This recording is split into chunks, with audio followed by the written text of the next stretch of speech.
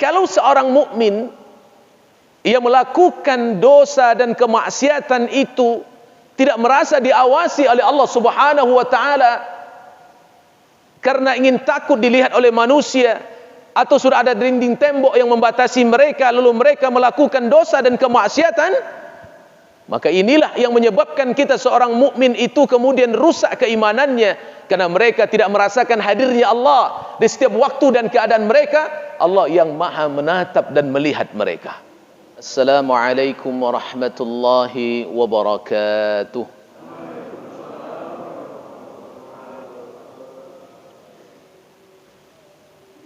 Alhamdulillahi rabbil alamin. Alhamdulillahi alladhi khalaqal mauta wal hayata liyabluwakum ayyukum ahsanu amala. Alhamdulillahi alladhi ahyana ba'dama amatana wa ilayhi an-nushur. Alhamdulillahi alladhi bi ni'matihi tatimmu as-salihat. Asyhadu an la ilaha illallah wahdahu la syarika lah, wa asyhadu anna Muhammadan abduhu wa rasuluhu sallallahu alaihi wasallam la nabiyya ba'dah. Rabbi israh li sadri wa yassir li amri wahlul 'uqdatam min lisani yafqahu qawli. Subhanaka la ilma lana illa ma 'allamtana innaka antal alimul hakim. Faqala Allah Ta'ala fil Qur'anil Karim, A'udzu billahi minasy syaithanir rajim. Bismillahirrahmanirrahim. Wa inna 'alaikum lahafizin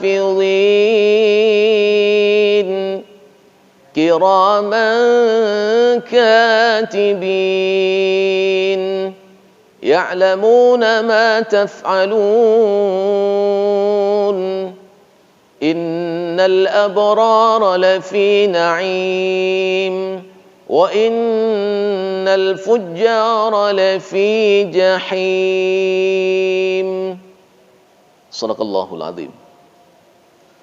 Imam yang sama kita hormati, para orang tua kita, pengurus masjid Darul Aman, jamaah subuh yang dimuliakan Allah Subhanahu wa taala. Alhamdulillahi rabbil alamin. Pada subuh yang berkah ini kita bersyukur kepada Allah Jalla wa Ala yang telah membangunkan kita dari tidur yang merupakan separuh dari kematian, yang telah menanamkan kecintaan dan nikmat rindunya kita memenuhi undangan Allah Subhanahu wa taala. Dikala semua orang tidak diberikan rasa itu oleh Allah, ada orang yang masih berselimut dengan tidurnya, sementara Bapak Ibu keluar dari rumah menuju rumah Allah Subhanahu wa taala. Kabar gembira yang telah disampaikan Rasulullah sallallahu alaihi wasallam bahwa siapa saja yang keluar dari rumahnya dalam kegelapan malam menuju rumah Allah akan mendapatkan cahaya dari cahaya Allah di hari akhirat nanti. Basyiril masa'ina fi dhulami ila al-masajid bin nurit tammi yaumal qiyamah. Beri kabar gembira kepada siapapun yang keluar dari rumah dalam kegelapan malam menuju masjid Allah, mereka akan mendapatkan cahaya yang sempurna dari Allah Subhanahu wa taala. Semua kita merindukan cahaya itu, karena tidak ada secara fitrah satu orang pun yang kita ingin berada dalam kegelapan tanpa cahaya. Tetapi orang terkadang tidak merindukan cahaya itu, karena mereka membiarkan dirinya gelap, tidak memilih datang sebagai tamu Allah di kelas subuh yang penuh kenikmatan, yang penuh dengan hidangan dan jamuan Allah yang sangat indah di hadapannya. Salawat dan salam kepada Rasulullah sallallahu alaihi wasallam. Allahumma salli ala Muhammad wa ala ali Muhammad. Assalamu alayka ya Rasulullah. Bapak Ibu kaum muslimin wal muslimat rahimani wa rahimakumullahu jami'an. Kajian kita pada subuh ini adalah mengulang-ulang kembali apa yang sudah kita pahami. Sekedar tazkirah saja, mengingatkan diri kami sendiri yang menyampaikan, dan kita semua yang mendengarkan kajian kita hari ini, subuh ini, yakni kita berikan satu pembahasan ringan, yakni CCTV kehidupan. Hampir hari ini kantor-kantor semuanya masang CCTV. Bahkan masjid kita pun pakai CCTV juga. Iya, Pak. Untuk apa CCTV itu dipasang? Apa tujuannya? Untuk mengontrol, melihat area masjid, memastikan bahwa kalau ada terjadi sesuatu bisa dilihat kembali apa yang tertangkap oleh CCTV itu sendiri. Kenapa masjid ini perlu juga dibuat CCTV? Karena ternyata tidak semua orang niatnya ke masjid ini lurus gitu. Ada orang yang niat ke masjid juga masih nyuri sendal. Sini nggak pernah hilang sendal ya, Pak? Hah? Tertukar, itu nggak hilang namanya, Pak. Kalau masih tertukar itu nggak hilang namanya. Ya, sampai saya menemukan dulu seorang ibu-ibu sendalnya nggak sama, Pak.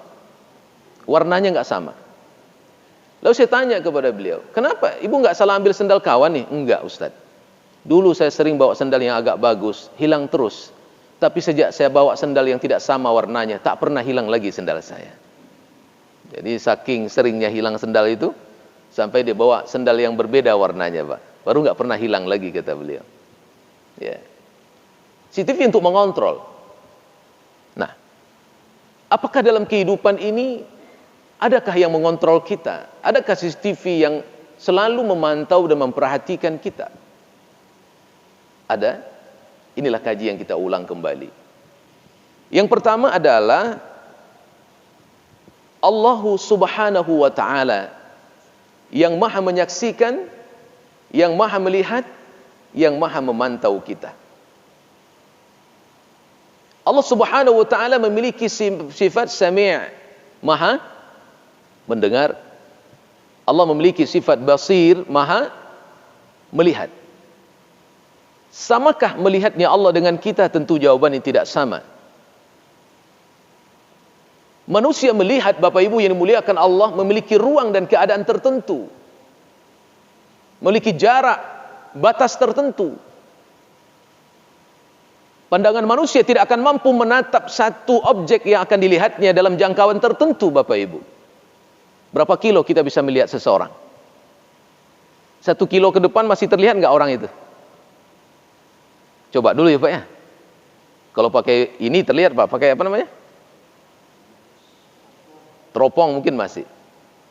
Tapi dengan mata telanjang kita coba melihat, mungkin tidak terlihat lagi. Atau manusia dibatasi keadaannya untuk melihat sesuatu karena ada yang membatasinya. Walaupun dalam ruang yang sama, walaupun dalam jam yang sama, dalam keadaan yang sama, tetapi kemudian kita tidak lagi bisa melihat objek yang kita tengok kalau ada batas yang membatasinya. Saya bisa contohkan, Bapak Ibu. Ini biasa saya contohkan gitu ya. Kalau Bapak di depan saya, ini ada meja. Ya, Pak ya. Kalau saya nyerondok bawa meja ini, Bapak lihat nggak? Nah, kita lihat dulu. Okay. Terlihat nggak, Pak? Berapa jarak antara saya dan Bapak? Dalam ruang masjid yang sama nggak? Dalam waktu yang sama nggak?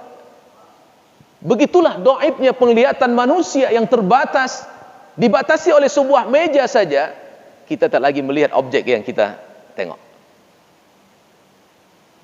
Kalau seorang mukmin ia melakukan dosa dan kemaksiatan itu tidak merasa diawasi oleh Allah Subhanahu wa taala karena ingin takut dilihat oleh manusia, atau sudah ada dinding tembok yang membatasi mereka, lalu mereka melakukan dosa dan kemaksiatan, maka inilah yang menyebabkan kita seorang mukmin itu kemudian rusak keimanannya, karena mereka tidak merasakan hadirnya Allah di setiap waktu dan keadaan mereka. Allah yang maha menatap dan melihat mereka.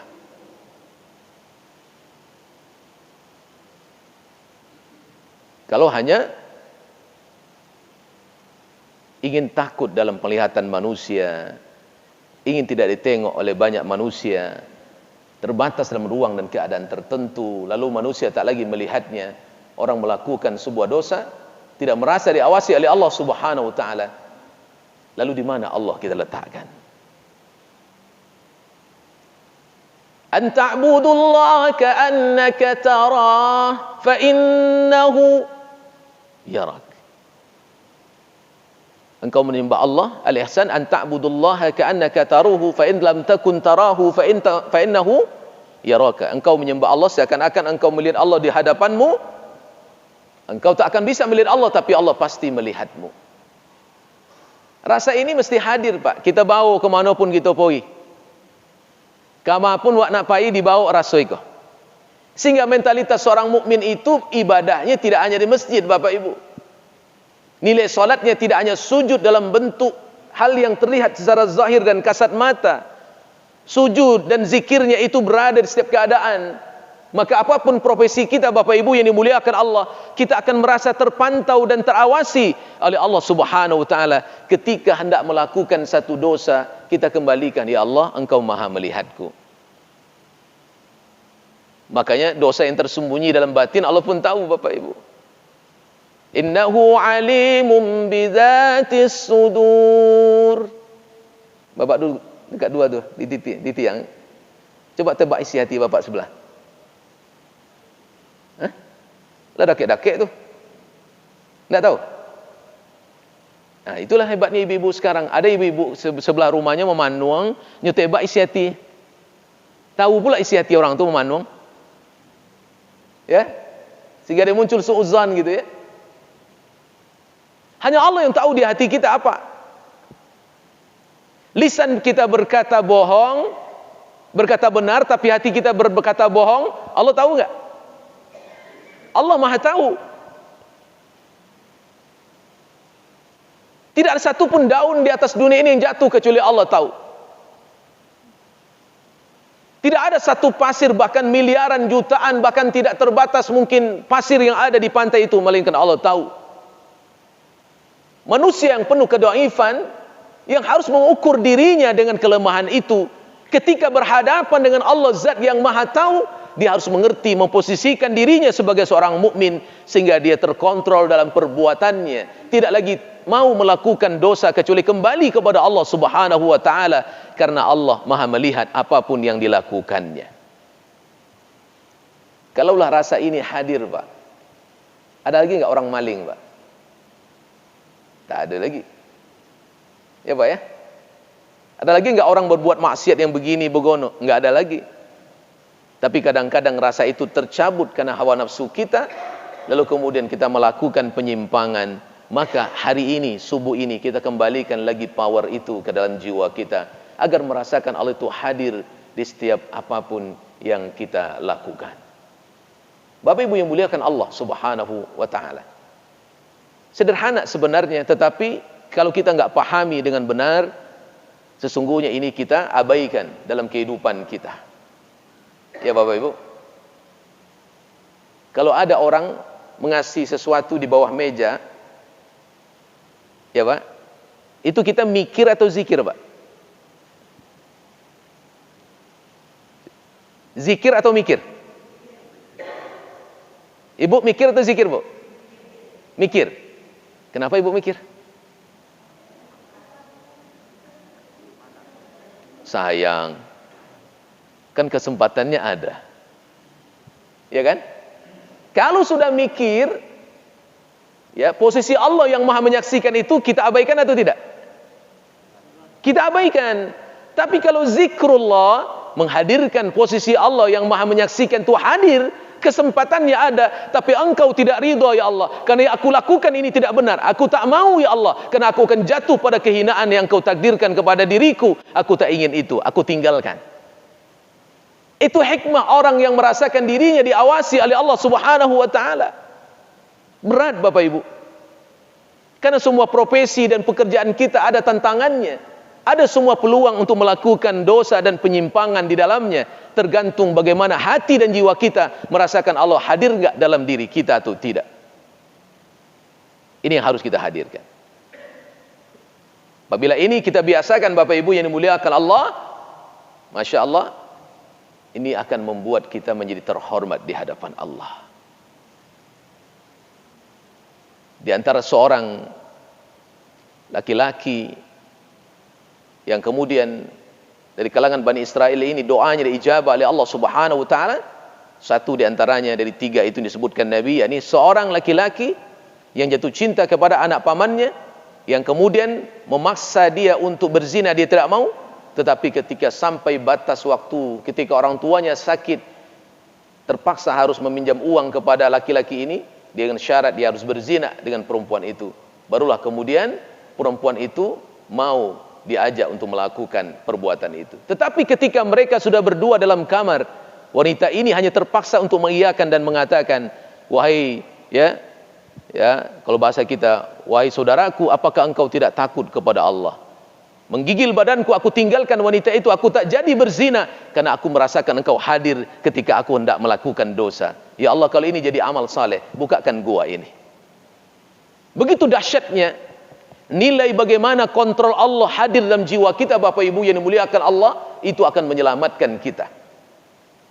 Rasa ini mesti kita miliki, Bapak Ibu. Ya. Makanya kalau kita, Bapak Ibu, berat kan Bapak Ibu? Ya. Kadang-kadang kita bisa berbohong kepada pasangan, macam-macam yang kita lakukan, ya Bapak Ibu. Nah, tapi kalau saya baca riwayat Buya Hamka itu, saya luar biasa Buya Hamka itu, Bapak Ibu. Menjaga keutuhan rumah tangganya luar biasa. Buya Hamka itu, Bapak Ibu, ya kan? Ingin menghadirkan Allah itu hadir gitu ya. Kalau dia tidur dimanapun dia tidur di hotel, dia selalu ingat tuh, istrinya pernah menghadiahkan sebuah selimut. Kalau bahasa orang Minangnya kain panjang. Kalau bahasa kampung Amboy takulu. Tahu kain panjang, Pak? Dulu kan kain panjang itu jadi selimut, Pak. Ya Bu ya? Jadi selimut tuh. Jadi Bu Hamka itu dihadiahkan itu oleh istrinya. Kemanapun pergi, kain panjang ini dibawa oleh beliau. Ketika mau tidur di kamar hotel, selimut yang tebal itu dia nggak pakai. Dia pakailah selimut dari kain panjang itu. Ketika penjaga hotel bertanya, kenapa Buya nggak pakai yang ini? Kok pakai yang itu? Ini hadiah dari istriku. Ketika aku menyelimutkan tubuhku dengan kain ini, terbayang dia dan tak ada niat lagi untuk melakukan sesuatu dosa apapun dengan yang lain. Ya, orang zaman sekarang Pak, kalau tidur di luar berganti selimutnya selimut baru. Ya Pak, lupa aja selimut di rumah. Tapi itu tidak semua Pak, hanya sebagian kecil yang tidak merasakan Allah hadir di setiap dimanapun dia berada. Tapi kalau dia merasa hadir Allah, insya Allah dia terkontrol untuk melakukan. Ada keinginan, ada rasa, ada syahwat, ada tantangan, ada godaan. Itu satu hal yang terjadi dalam kehidupan kita. Tetapi karena Allah hadir dalam dirinya, ia tak jadi melakukan itu. Itulah rasa bagaimana dia merasakan Allah maha mengawasi dirinya. Allah jadikan ia CCTV yang memantau dirinya agar dia terselamatkan dari berbagai dosa dan kemaksiatan yang ada peluang untuk ia melakukannya. Bapak Ibu yang dimuliakan Allah Subhanahu wa taala. Ini yang pertama, ya. Yang kedua, CCTV yang kedua, Bapak Ibu yang dimuliakan Allah, yakni para malaikat.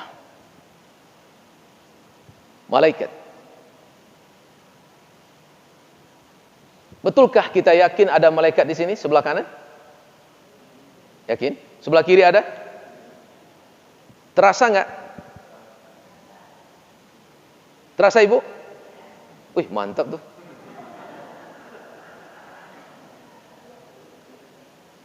Ada rasa? Tengok-tengok secara hissiyah, pandangan mata nampak? Ada dia? Terasa? Itu anjir satu yang jawab tuh. Ibu berkukuh dia akan mengatakan terasa. Dengan apa ibunda merasakan? Dengan? Masya Allah. Iman. Betulkah kemudian kita mampu merasakan dengan iman? Alladzina yu'minuna bil ghaib. Iman dulu kepada yang gaib. Ia tidak terlihat, dia ada. Dan Allah jadikan dia pengawas diri kita.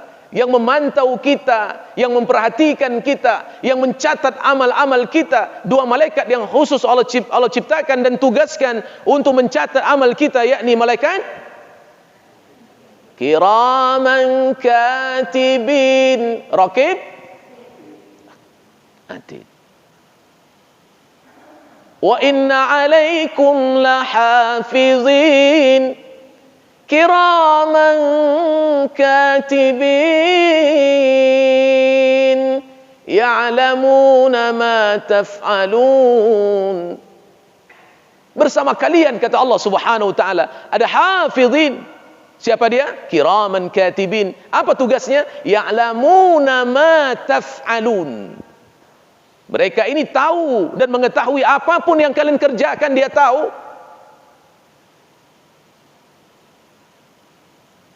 Ada pembukuan yang dicatat dalam buku catatan amal kita. Yang sebelah kanan memberi ranking plus. Hebat, hebat. Soleh. Ya. Yang di sini memberi nilai di bawah standar semuanya. Merah itu. Ibu bapak, kalau bapak ibu nanti nerima rapor cucu atau anak,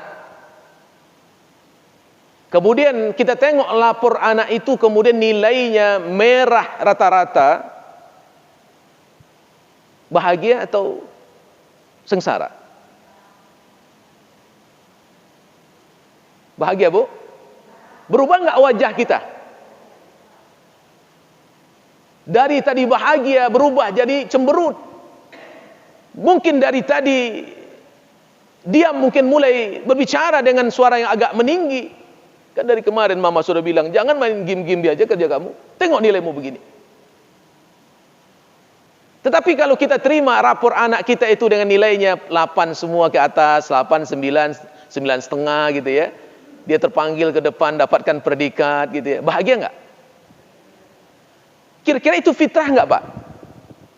Yang mengatakan ketika nilai kita di atas rata-rata kita bahagia, ketika nilai kita di bawah rata-rata kita mulai bersedih. Itu fitrah manusia. Harusnya nilai kefitrahan itu yang akan memberikan dorongan kita untuk mampu menjawab rasa hadirnya malaikat ini yang mencatat semua perbuatan kita, sehingga kemudian kita ingin catatan amal kita ini nanti Bapak Ibu yang muliakan Allah dihadirkan di hadapan mata kita dalam keadaan membuat kita bercahaya dan tersenyum menghadap Allah. Kalau diserahkan hari ini buku itu, catatan itu kepada Bapak, kira-kira isinya merah atau biru banyak, Pak? Hah? Merah? Masih banyak. Bilu nak merubah itu, Pak.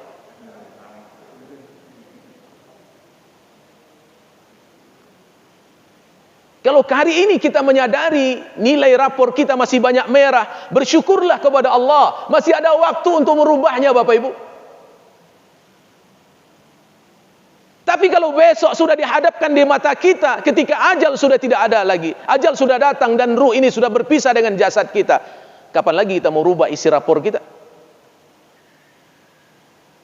Maka jangan pemali datang ke masjid, kau Pak. Iko rumah belancik-lancik ni masjid nak tibunya ke masjid. Ya Pak, apa belancik-lancian tu? Kau masjid iko rumah. Situ rumah. Badu-adu. Tak tibunya dah. Masjid lain. Itu pula Masjid Darul Aman ni. Itu kan masjid lain Ustaz. Di sini tak ada. Yang datang ni dah tiba semua. Bapak Ibu yang muliakan Allah Subhanahu wa taala. فَأَمَّا مَنْ أُوتِيَ كِتَابَهُ بِيَمِينِهِ فَسَوْفَ يُحَاسَبُ حِسَابًا يَسِيرًا وَيَنْقَلِبُ إِلَى أَهْلِهِ مَسْرُورًا وَأَمَّا مَنْ أُوتِيَ كِتَابَهُ وَرَاءَ ظَهْرِهِ fasawfa yad'u subura wa yasla sa'ira. Berat ini Bapak Ibu. Adapun orang yang menerima catatannya dengan tangan kanannya di depan matanya, wajah mereka pasti bercahaya. Hisabnya sudah pasti dimudahkan Allah Subhanahu wa taala. Bahkan Allah katakan wa yanqalibu ila ahlihi masrura. Kita akan bertemu dengan keluarga-keluarga kita yang beriman, akan disatu kembali dalam jannah Allah Subhanahu wa taala. Maka yang harus ditangiskan kalau kita berpisah dengan pasangan kita bukan kematiannya, tetapi menangislah kalau kita enggak ketemu di surga bersamanya. Kalau kematiannya ya udah pasti mati, Pak. Ya Pak, Pak. Bahkan kalau ibu mati masih ada ganti enggak Pak?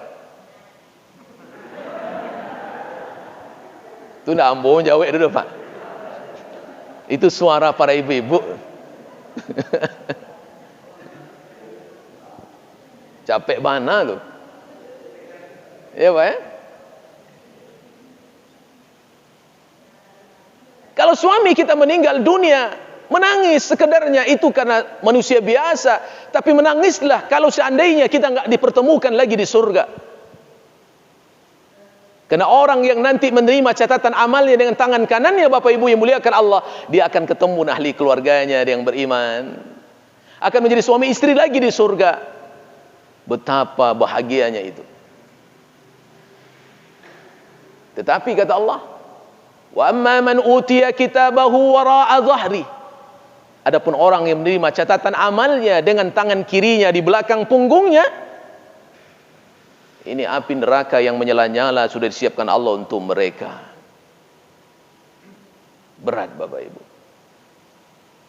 Dan semuanya nanti akan berkata, ma li hadzal kitab la yughadiru saghiratan wala kabiratan illa ahsaha. Buku catatan apa ini ya Allah? Tidak tertulis di dalamnya yang besar yang kecil, kecuali semuanya tertulis rapi.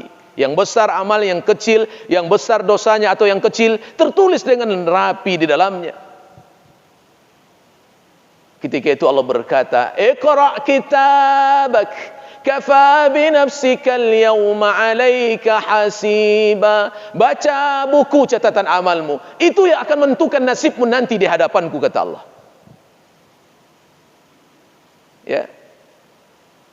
Sebetulnya hakikatnya yang menulis itu malaikat atau kita?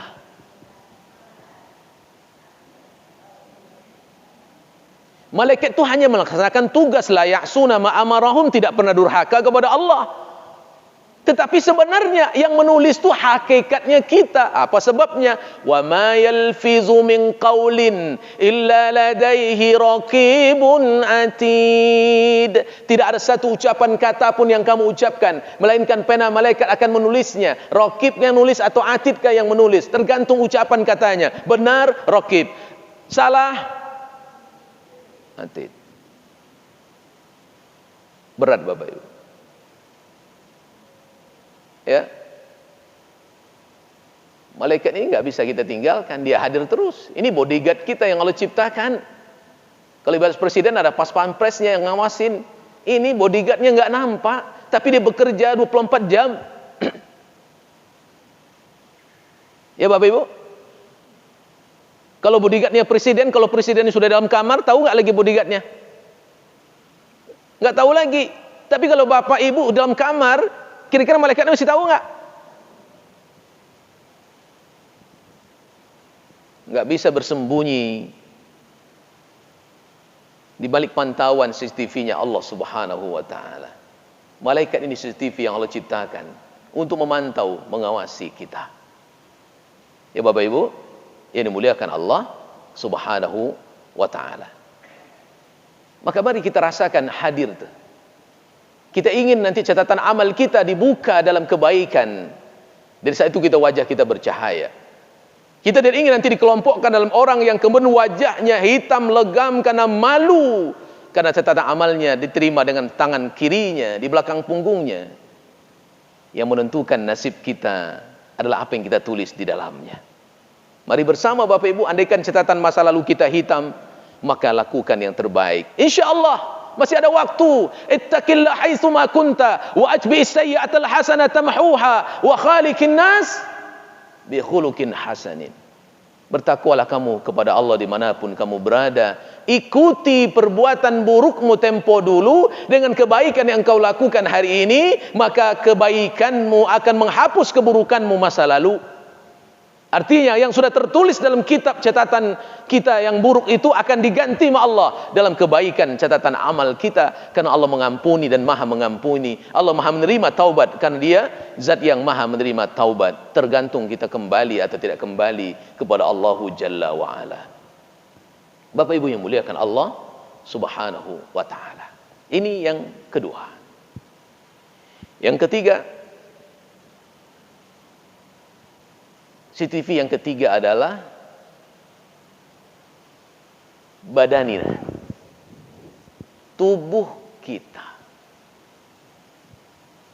Betulkah tubuh kita ini menjadi saksi? Betulkah tubuh ini merekam semua perbuatan yang kita lakukan? Yasin 65, Yasin 12.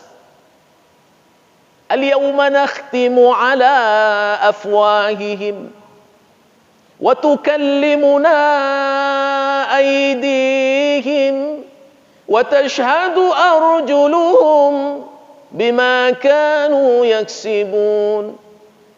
Di saat mulut digembok, tak bisa ngecek lah. Siapa yang akan berkata? Tanganmu. Siapa yang bersaksi? Kakimu.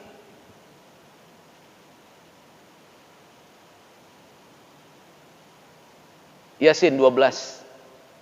Inna nahnu nuhyil mauta wa naktubu ma qaddamu wa atharahum wa kulla syai'in ahsaynahu fi imamin mubin.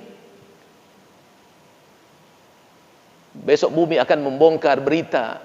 Wa naktubu ma qaddamu wa atharahum. Kami punya catatan.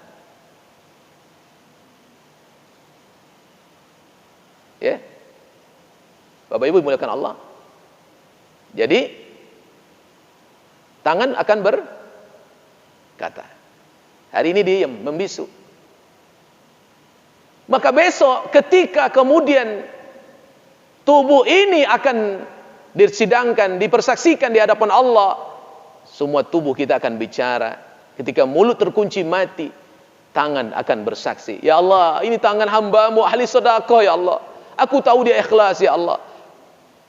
Kaki berkata, ini kaki melangkahnya ke masjid ya Allah, majelis ta'lim, ke karaoke.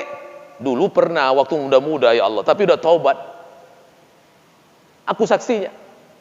Bahkan sebuah hadis disebutkan Nabi, orang yang dulu bermaksiat sekarang bertaubat, nanti jatuh bulu matanya karena tangisan taubatnya. Bulu matanya pun akan ngomong di hadapan Allah, aku jadi saksinya Allah, aku jatuh dan tercabut dari matanya karena tangis yang luar biasa dari taubatnya kepadamu ya Allah. Aku membelanya di hadapanmu. Ya. Fusilat 20:22. Hatta idza ma ja'uha wa syahida 'alaihim sam'uhum wa absaruhum wa juluduhum bima kanu ya'malun. Sampai-sampai Allah datangkan besok persaksian telinga yang mendengar, mata yang melihat, sampai kulit yang merasa. Dia akan bicara di hadapan Allah Subhanahu wa taala. Hari ini menyimpan data yang tak terbatas, unlimited, tidak 3 tera, tidak 3000 tera, tapi unlimited data yang disimpan di dalamnya. Berat Bapak Ibu. Mungkinkah ketika kita mau melakukan dosa itu kelupas dulu kulit Bapak. Kulit, aku tak mau engkau menyaksikan dosaku. Aku kelupas engkau dari tubuhku agar tidak merekam data dari semua kejelekanku di hadapanmu nanti ya Allah. Ya Allah, aku ingin buang telingaku ketika aku mendengarkan maksiat, karena aku tak ingin telingaku membongkar aibku nanti di hadapanmu. Aku ingin congkel mataku agar engkau mataku tidak bersaksi membongkar aibku di hadapanmu. Mungkin? Taklah mungkin. Mana mungkin bisa kita lakukan?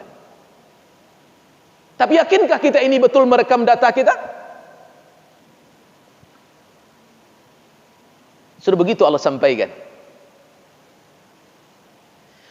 Wa ma kuntum tastatiruna ay yashhada 'alaykum sam'ukum wa absarukum wala juludukum walakin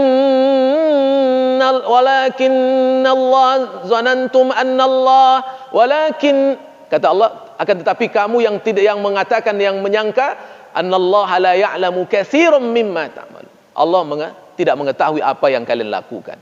Ada sangkaan gitu. Padahal kata Allah, wa ma kuntum tastatiruna ay yashhada 'alaikum. Tidak satu pun kamu bisa bersembunyi dari persaksian kulit, persaksian mata tadi, telinga, kulit, enggak bisa bersembunyi. Ya Bapak Ibu, tinggal kita merasakan dia hadir atau tidak hadir. Apakah ketika orang melakukan dosa tubuhnya lengkap dengan kulit-kulitnya?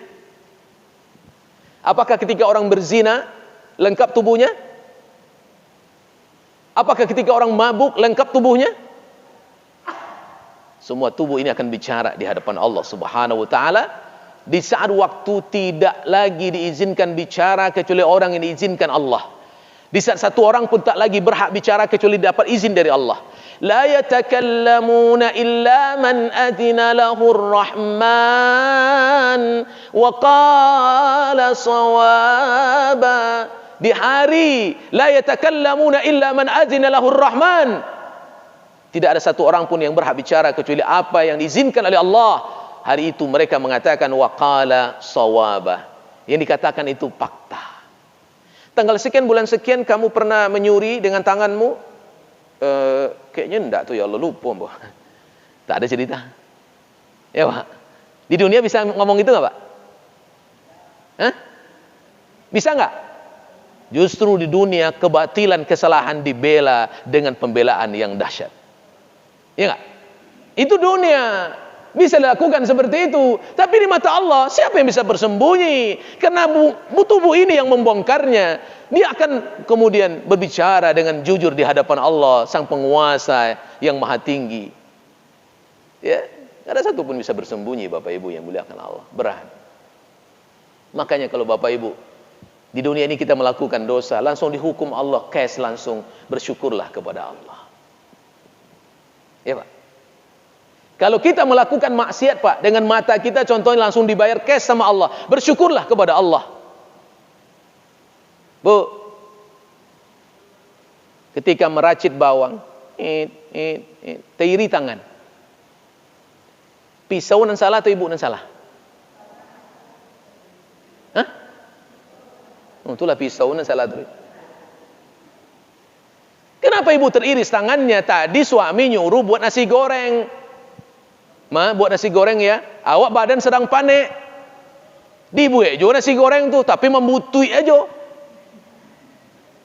Dibuat aja. Itulah banyak mana permintaan sadu, nak jadi badan awak panik. Jadi dibuat aja. Akhirnya pisau itu diarahkan Allah ke tangannya. Ibu makin marah kepada suami atau ibu istighfar? Itulah gara-gara papa lah jali tangan ambu keluku. Tambahlah dosa cik lele. Tambahlah tangan tambah sakit. Coba istighfar. Astagfirullah. Ya Allah, dosa apa tadi yang aku lakukan? Oh, aku dongkol ya Allah pada suamiku. Ya, itu tanda sayang Allah.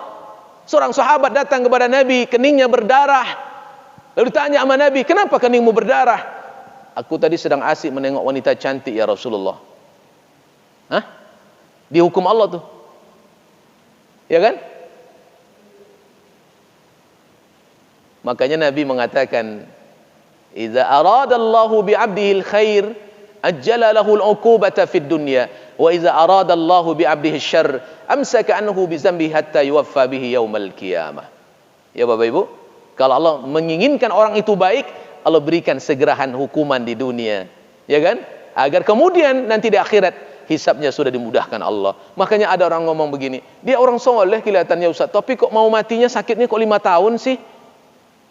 Boleh jadi sakitnya itu dengan sabarnya ingin menghapuskan sisa-sisa dosanya agar kembali ya dosanya sudah bersih di hadapan Allah. Oh dia enggak baik tapi kok makin kaya, sehat-sehat saja, tapi matinya kapan? Mendadak tiba-tiba ketabrak mobil. Itu ya. Allah biarkan dulu karena Allah ingin menyempurnakan azabnya nanti di akhirat. Ya Bapak Ibu. Nah, makanya ya, kalau ada kesalahan di tubuh kita ini dibayar Allah gitu ya. Nah, bersyukurlah untuk kembali kepada Allah. Allah sedang menyayangi kita. Ya. Yang jelas tidak bisa bersembunyi di balik penyaksian tubuh yang menyaksikan kita. Yang terakhir Bapak Ibu, yang keempat. Apa yang keempat? Yang menyaksikan kita adalah alam yang terkembang, bumi yang diinjak. Dulu saya masih ingat Bapak Ibu kalimat emak saya. Saya ini kecil dulu agak degil juga Pak. Masuklah orang anak hiliran sungai Kampar gitu. Ya, kalau udah air sudah agak dalam sedikit sungai Kampar tuh, itu biasa tuh anak-anak tepi sungai itu kami buat seloncoran di tebing-tebing itu. Sehingga habislah tanah itu sampai ke dalam sungai. Kalau ada pohon kayu tepi sungai itu main terjun di atas pohon, turun ke bawah. Istilahnya macam-macam Pak. Ada terjun ciwuk, terjun tabalik, macam-macam namun. Ya kan? Itu mak saya bilang, "Nah, Yung, solatlah nak." Nantilah mak asik main nih. Yalah dunia anak-anak. Solatlah nak. Habis lagi waktu. Nanti nak, nanti mak gitu. Sampai mak saya itu akhirnya ngomong begini. Saya masih ingat kalimat beliau. Nak, kalau kamu tak solat juga nak, bumi itu menangis kau injak nak. Apa pula bumi ini menangis? Mak tak pernah dengar nangis. Saya tak paham kalimat mak saya. Ilmu belum ada. Tapi setelah kita belajar gitu Bapak Ibu. Ketika saya sampai pada satu ayat dalam surah Al-Zalzalah ayat keempat itu. Dibaca tafsirnya. Memori saya langsung sampai kepada kalimat mak saya dulu. Yauma idzin tuhaddisu akhbaraha. Pada hari ini bumi membongkar berita-beritanya. Saya ingat kalimat mak saya. Bumi itu menangis kau injak nak kalau kau tidak solat sayang. Ketika Rasul membaca ayat ini, qara'a Rasulullah yauma idzin tuhaddisu akhbaraha. Nabi bertanya kepada sahabat, "Atadruna ma akhbaraha?" Tahukah kalian apa yang akan diberitakan bumi nanti? Qalu Allahu wa rasuluhu a'lam. Hanya Allah dan Rasul yang lebih paham, yang paling tahu. Ya. Qala fa inna akhbaraha. Ya. An tashhada ala kulli abdin wa ummatin bima amila ala zahriha taqul amilta kaza wa kaza fi yawmin kaza wa kaza fa hazi akhbaraha atau kama qala Rasulullah. Apa kata Nabi sallallahu alaihi wasallam? Besok bumi akan berkata, membongkar aib setiap siapapun yang melakukan perbuatan di atas bumi Allah atau satu kaum yang berjalan di atasnya. Apa kata bumi? Engkau pernah melakukan ini dan itu di tempat ini dan di tempat itu. Engkau pernah berbuat amal ini dan amal itu di tempat ini dan tempat ini. Jamnya jelas. Engkau pernah buat dosa ini dan dosa itu di tempat ini dan tempat itu. Jamnya jelas, waktunya jelas, harinya jelas. Datanya konkret. Ya Pak. Makanya kalau ada orang meninggal dunia, apa doa yang kita baca? Yang umum lah. Ya Allah, kalau seandainya kuburnya sempit. Ada nggak doa gitu? Kalau kuburnya panas, Allah maj'al qabrahu raudatan min riyadil wala taj'al qabrahu ufratan min ufratin niran. Doa. Besok bumi itu akan membongkar. Kalau orang ahli maksiat enggak pernah taubat, masuk ke dalam perbumi, bumi apa katanya? Kita terjemahkan dalam bahasa kita, sudah lama aku menunggu kalian, tak sabar lagi aku melumatkan tulang belulangmu, karena engkau berjalan di atas perutku dalam keadaan murka Allah. Tapi kalau kita beramal saleh, dia sambut dengan sukacita. Aku siap melapangkan diriku untukmu, karena engkau orang terhormat di mata Allah. Cayo Pak. Cayo Bu.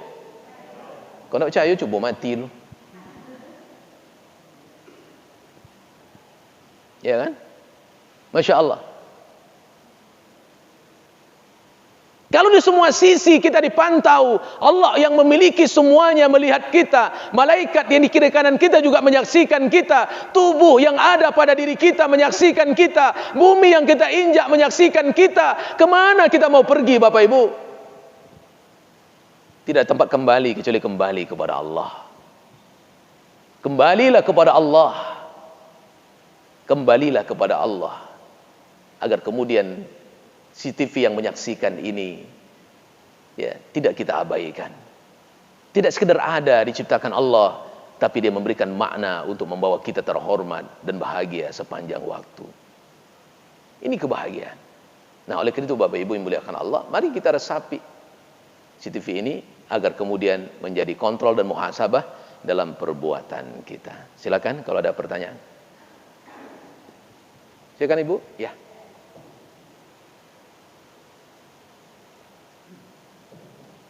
Dia bisa saya jawab Pak ya. Kalau nggak bisa, tangguhkan.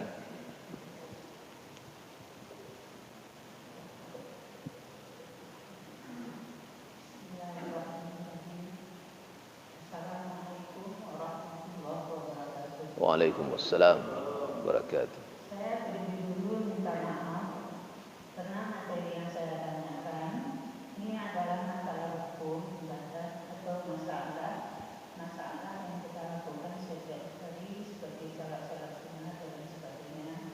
Tapi berdasarkan yang kita dengar pada hari ini bahwa antara anak antarahu kailah takun tarahu kailah ya rokok. Ya rokok ya. Jadi mungkin saya sendiri mungkin juga bersalah, tetapi apa yang kita lakukan dalam beribadah atau melaksanakan salat-salat untuk menyempurnakan salat wajib kita disebut dengan salat sunat, yaitu salat sunat muakkad dan wajib muakkad. Saya pernah mendengarkan ya dari guru kita, ya kalau kita bilangkan untuk tahun baru kita mensukakan hadis, karena Al-Quran itu disebut global, hadis itu adalah perinciannya untuk menjelaskan ini masalah salat. Yang salat itu mungkin barangkali, ya saya ingin penjelasan dari Bapak, ada salat yang memakai waktu, yang terikat dengan waktu, ada salat yang tidak terikat dengan waktu. Contoh misalnya, salat yang kita lakukan itu adalah salat sunat kita yang di masjid, itu tidak terikat dengan waktu. Mungkin yang saya tahu seperti itu. Tapi kalau saya salah, minta maaf. Kemudian memang dalam salat sunat muakkad itu setelah salat subuh itu memang tidak ada lagi salat sunat untuk mengikuti salat subuh. Tapi pernah saya mendengarkan bahwa kalau kita terlambat untuk salat sebelum subuh itu adalah salat yang sangat baik, lebih baik dari dunia dan sisinya.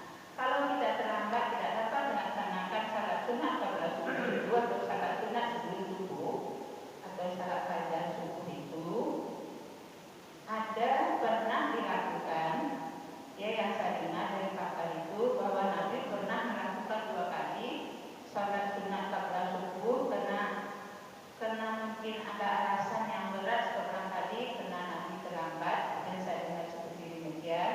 Jadi dilakukannya salat subuhnya itu setelah subuh yang disebut dengan qadha. Pernah dilakukan 2 kali itu yang pernah saya dengar. Nah kemudian salat sunat wudu atau salat sunat tahiyatul masjid mungkin barangkali ya pernah juga saya dengar bahwa kalau kita masuk masjid walaupun setelah subuh kita setelah salat subuh wudu kita batal, kemudian kita wudu, kemudian sampai di dalam masjid kita salat sunat tahiyatul masjid atau salat sunat wudu itu kita lakukan. Yang saya tanyakan, yang pernah saya dengar